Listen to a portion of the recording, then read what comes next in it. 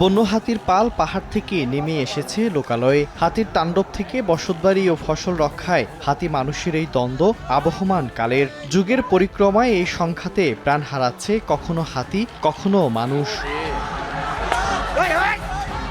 একসময় শেরপুরের গারো পাহাড়ের বিস্তীর্ণ এলাকা ছিল বন্য হাতির অবাধ বিচরণ, কিন্তু হাতির আবাসস্থল দখল করে গড়ে উঠেছে মানুষের বসতি ও ফসলের মাঠ। ফলে খাবার ও নিরাপদ আশ্রয়ের সন্ধানে হাতির দল এখন পাহাড় ছেড়ে নেমে আসছে লোকালয়ে। জেলার শ্রীবর্দী, ঝিনাইগাতি ও নালিতাবাড়ির সীমান্ত ঘেঁষা গারো পাহাড়ে দীর্ঘদিনের এক ভয়াবহ সমস্যা বন্য হাতি ও মানুষের সংঘাত। জেলার 19,000 একর জমির মধ্যে প্রায় 2,500 একর বনভূমি দখল করে বসতি স্থাপন করা হয়েছে। এতে বনাঞ্চলে কমছে হাতির খাবার, সংকুচিত হচ্ছে বন্য হাতির চলাচলের স্বাভাবিক পথ।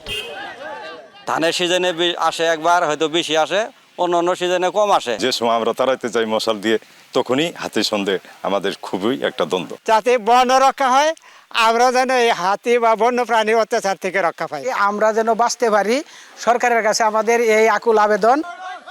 সংঘাত কমাতে পাহাড়ে হাতির জন্য খাদ্য ও বাগানসহ নানা উদ্যোগ নেয়ার দাবি বন্যপ্রাণী ব্যবস্থাপনা ও প্রকৃতি সংরক্ষণ বিভাগের। আর হাতি মানুষের এই সংঘাতের সমাধানের তাগিদ পরিবেশবিদ ও প্রাণী বিশেষজ্ঞের। গারো পাহাড়ের বর্তমানে যে অবস্থা এবং যে বনায়নটা হয়েছে, এটা যদি সাকসেসফুল হয় তাহলে অতীতের মতো এরকম আর সামনে আমাদের হয়তো আসবে না। হাতি মানুষের দ্বন্দ্বটা অনেকাংশে কমে যাবে। মানুষ যেন তাদের ডিস্টার্ব না করে, এরকম একটা পরিবেশ দরকার এবং পরিবেশ সংরক্ষিত হওয়া দরকার। মানুষের জন্য সেফটি একটা জায়গা দরকার। দুই দিকে বিবেচনা করে পদক্ষেপ নিতে হবে। প্রাণহানির ঘটনা এড়াতে আমাদেরকে অবশ্যই বনকে বনের মতো এবং হাতিকে হাতির মতো থাকতে দিতে হবে, আর বন থেকে মানুষকে সরিয়ে আনতে হবে। এদিকে বনভূমি দখল করা, হাতির আবাসস্থল রক্ষা এবং সংঘাত কমাতে চেষ্টা চলছে বলে জানান জেলা প্রশাসক। একটি আবেদন আমরা ঊর্ধ্বতন কর্তৃপক্ষ বরাবর, অর্থাৎ সরকার বরাবর আমরা প্রেরণ করব, যাতে হাতিদের জন্য একটা অভয়ারণ্য এই এলাকায় হয়, সে ব্যাপারে আমরা কাজ করছি।